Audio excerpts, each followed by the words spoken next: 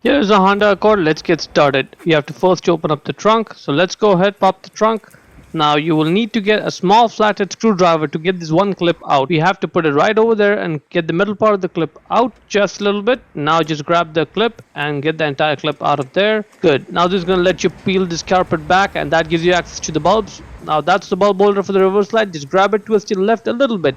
It's going to be a little bit tight, so be patient. It may take a couple seconds. Grab the bulb and pull it out straight. The bulb number is 921. Check the link in the description to get the new one from Amazon for yourself.